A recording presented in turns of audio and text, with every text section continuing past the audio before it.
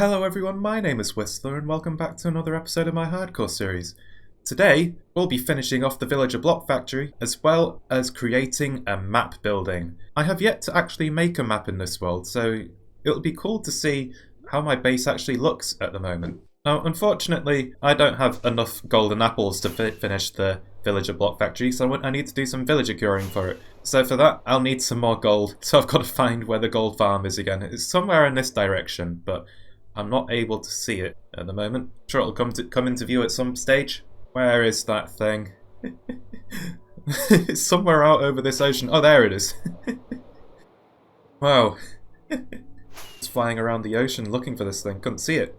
And one thing I wanted to do is I wanted to take all of this rotten flesh and take it back to the base so that I could sell it to the clerics, because you can get emeralds from these. It's quite expensive to sell, but it is something I can do. I wonder how many zombie piglins have I killed in this world. It's probably the most I've done of any mob, but I'm not sure how many it is. 3,235, that's pretty high considering that I don't actually come here that often. Now, I am interested in re-enchanting my second netherite sword. This is my smite sword, and it doesn't have smite 5 on it, so I thought while I'm here at the zombie piglin farm that I just try and re-enchant it and try and get some smite 5 out of it. I know that's the thing I want for this sword. There we go, smite 5. Sweet. And yeah, these guys have gotten very loud. Let's just test it. Oh, that is beautiful. That is the sound of death. Excellent.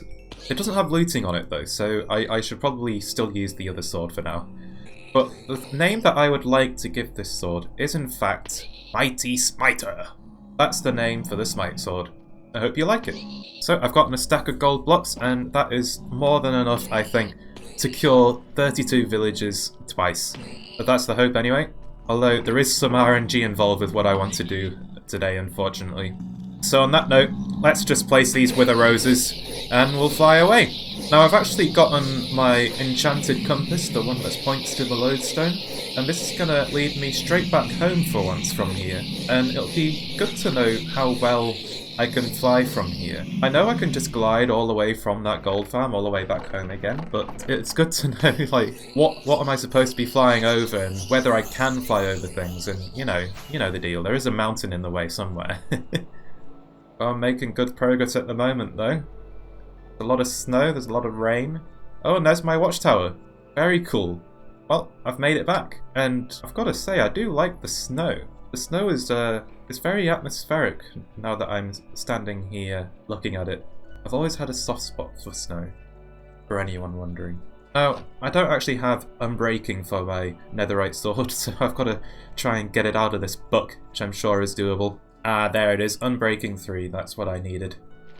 Excellent. Right, so I guess I can put those on the Mighty Smiter, and that sword will be complete. And here we go, 20 levels for this, but it's going to be worth it. This is going to be my wither skeleton killer, as well as my wither killer. This is going to be one of the most useful swords in the nether, to be honest. But yeah, this is the sword I want. It's just now that I've noticed that I don't actually have unbreaking on my other sword. I guess it doesn't need it if it's got mending, it just fixes itself automatically, doesn't it? Oh, there's a lot of villagers here. Right.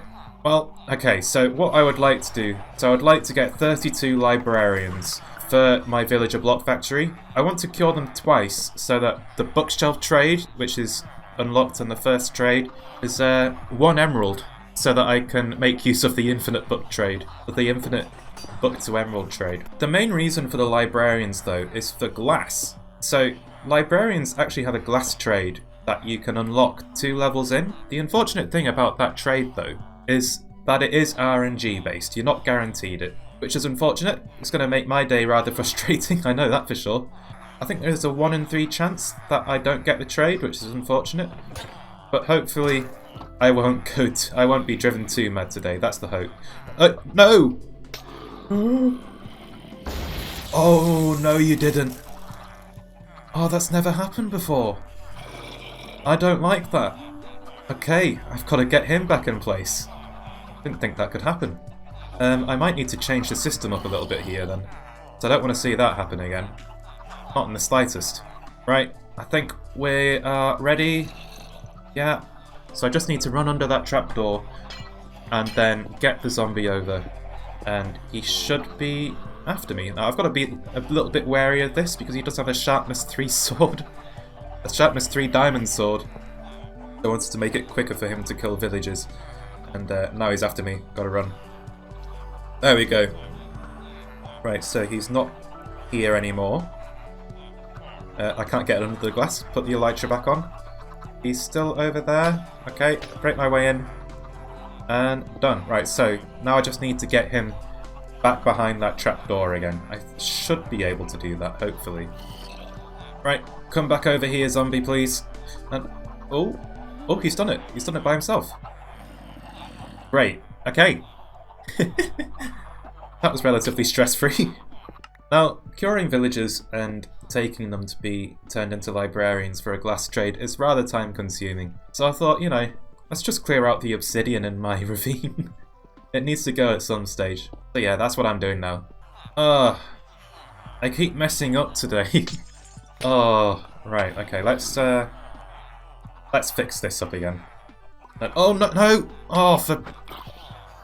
Okay. That was an accident.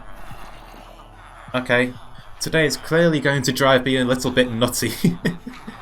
This is not a good day. Not a good day for me. But luckily, zombies can't pathfind over rails, so he's a little bit trapped at the moment, but I will just do this just in case one of the villagers pushes him on or something like that. Right, I've got to get him back in place. Again. Right, okay, I think I've got him. He's not been too frustrating once again. Hopefully I can do this without making another mistake. This is a new system. I've got an activator rail now, and it doesn't involve villagers being kept on the same block as a minecart, so I should be able to just cure the villager and throw him back out with the minecart should I choose to. Yeah, I think this works. And yeah, that's just what I want it to do. So there shouldn't be any more glitches with this system. That's the hope anyway. But I've got to send him in to be cured again anyway, because I want it done twice. There's a lot of levers for me to mess up using though with this, unfortunately. I'll have to get over that though. So I've gotten some villagers up here at the moment. It's only 4.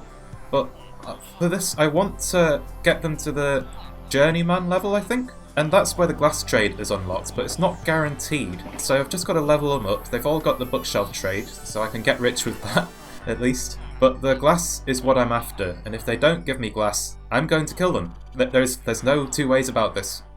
If they don't give me glass, then it's the end for them. I guess this is also a good way for me to get lanterns, that's pretty cool. But yeah, this guy's got glass, this guy's got glass. This guy does not have glass.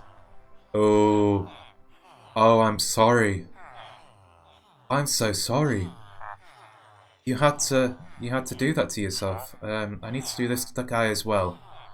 So let's just get some books from my bookshelves with an axe that isn't Silk Touch. Right, I'm sorry, dude. You don't have glass, so you're going to get lavaed. I'm sorry that I had to do this. Goodbye, sir. Rest in peace. That's going to happen a lot today, I think. Unfortunately. It's going to be maddening. Oh, this guy doesn't have the glass trade either. Wait, what? Oh, why is it flowed? It wasn't supposed to flow. Oh,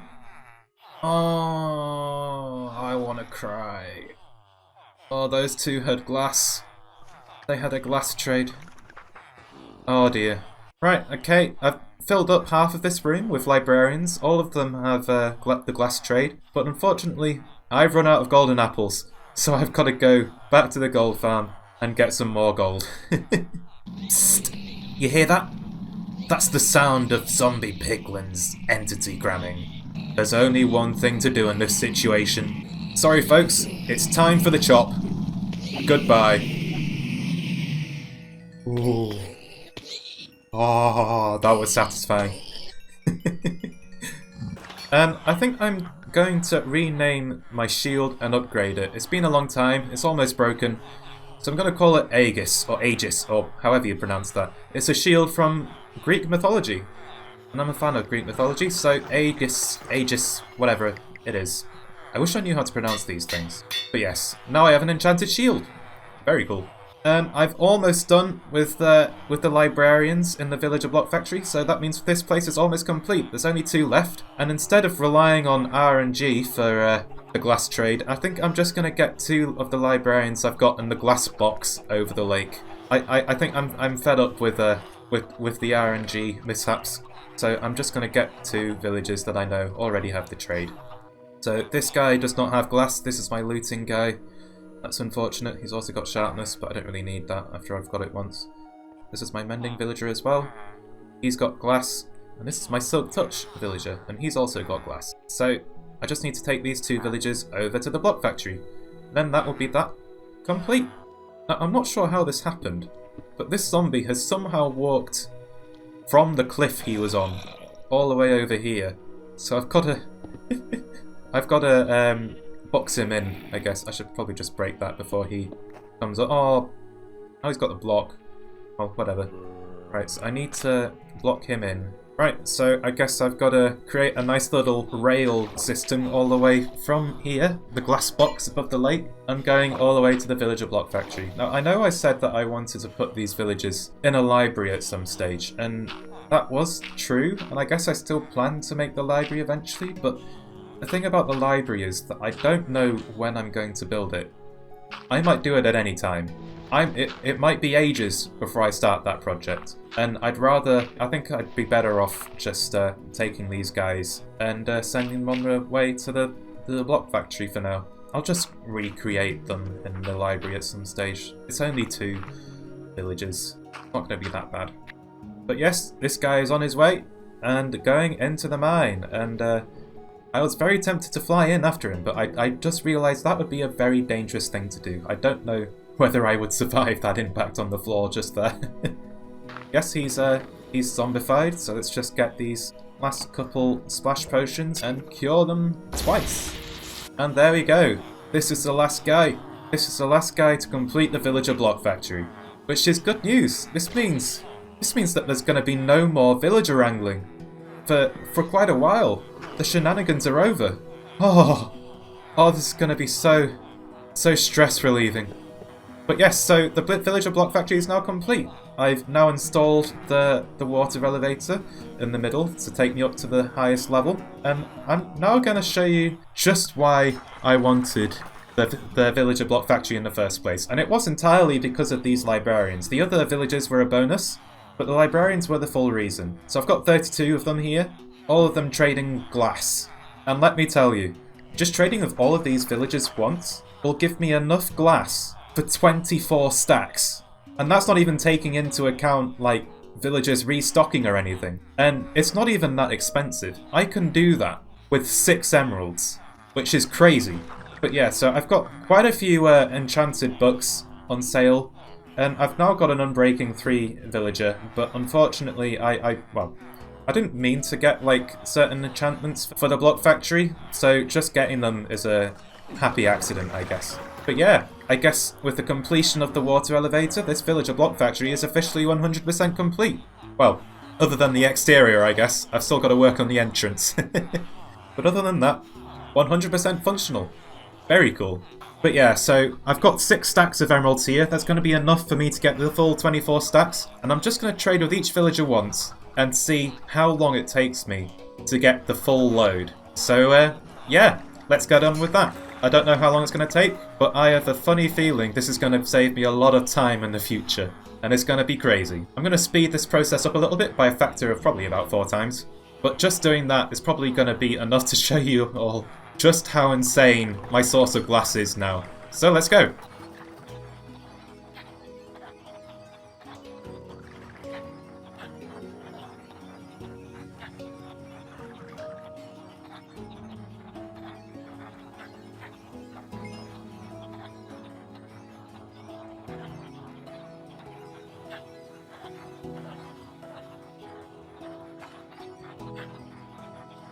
And would you believe it? I got on all of that glass in 1 minute and 30 seconds. A minute and a half. And I've gotten almost a full inventory's worth of glass. I'm so glad that this is going to be worth it, because I spent a very long time on this place. Oh, this is gonna make me rich. Well, I'm already rich from this. I'm gonna have a storage problem with glass, I think. Oh dear. Because I did want a lot of glass for a reason. I've got quite a few mega projects planned in the future that involve a lot of glass in all of them. But yeah, this is gonna be so useful.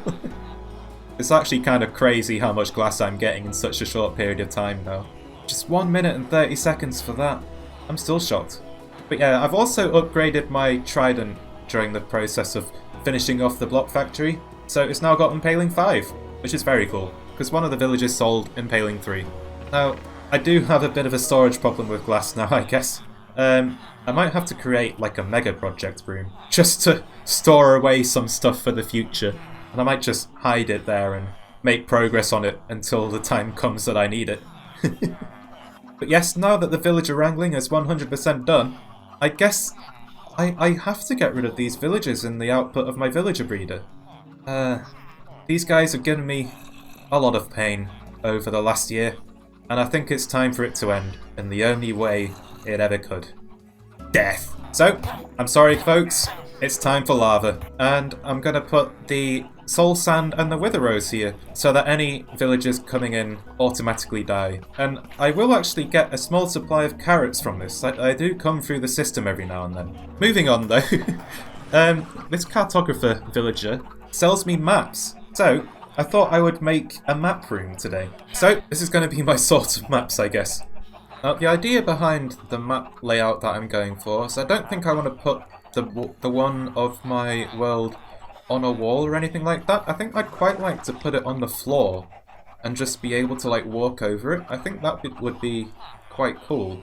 I guess I'm taking a little bit of inspiration from Game of Thrones because they have a giant map in King's Landing in that show, and I quite like the look of it. Now, how big of a map do I want? So, this is already quite a lot of maps, but I don't feel like it's big enough. Like, this isn't even 5x5 because I've taken off the corners, but I think I would quite like a bigger map. This would be big enough to encompass the entire base, but I think I'd quite like to have it show off the spawn chunks as well over by the Mesa. So, yeah, I think I'm gonna have to go for something bigger. Maybe 7x7 or 9x9. But that means I'm gonna need a lot more maps. 81 maps for 9x9. That's kind of big. And everything's gone silent. This is a little bit weird. Oh, it's the cartographer villager, I forgot. They're a little bit buggy when generating new maps. Woodland Explorer map. Okay. I might have to do that some point soon then. I'll follow this and find a woodland mansion, I guess. I've never actually done a woodland mansion raid myself, but I'm sure it will be fun to do and to put it in an episode at some stage. Right. Southeast. Okay. I have no idea how far away that is, but I guess I'll do that at some point in the near future. Right, okay, so I've got a 7x7 grid here at the moment. This does seem like quite a decent size, so I guess I'll just start making the map for now, and if I want it to be bigger, then I'll just make it bigger. Right, so let's create the map, the first one. See what this is like. Okay, this is mostly of the mountain. Just load that corner. There you go.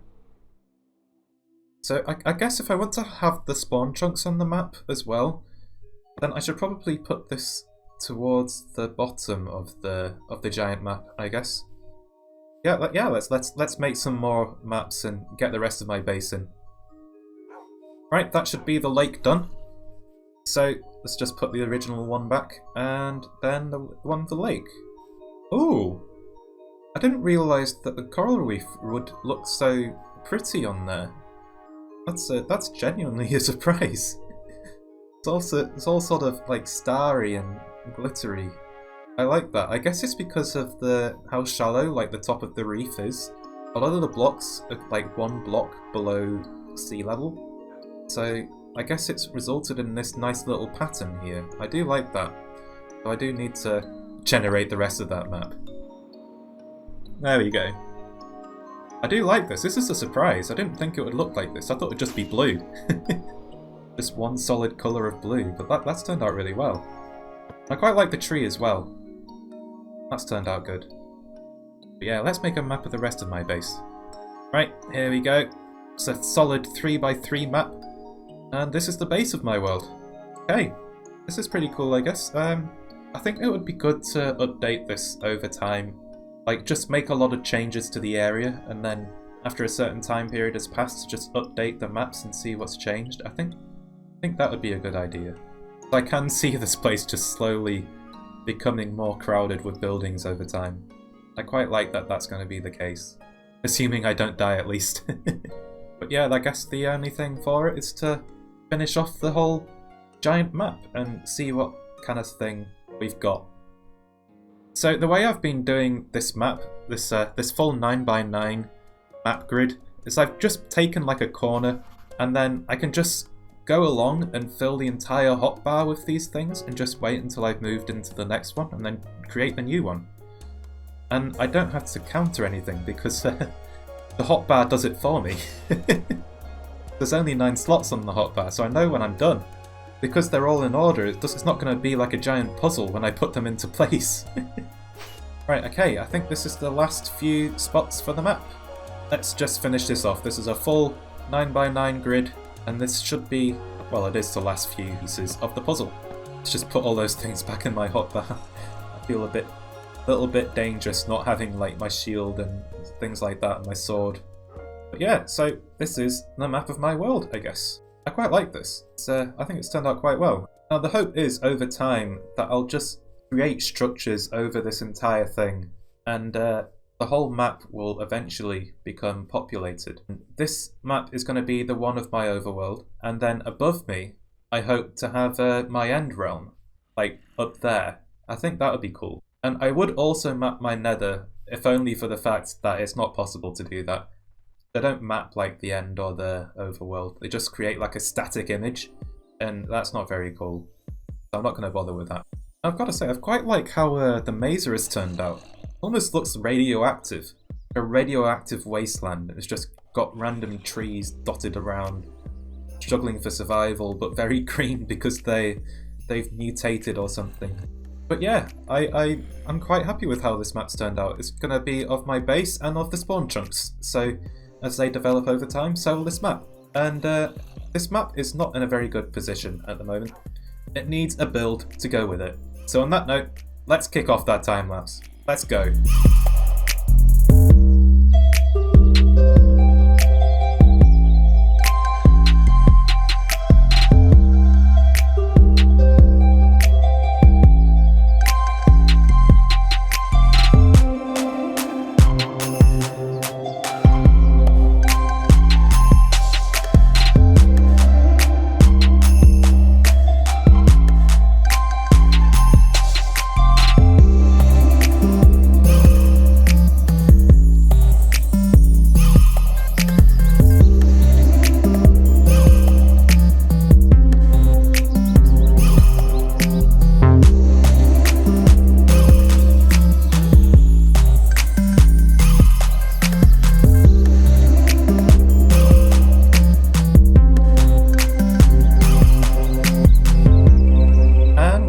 Everyone, I hope you enjoyed that time lapse.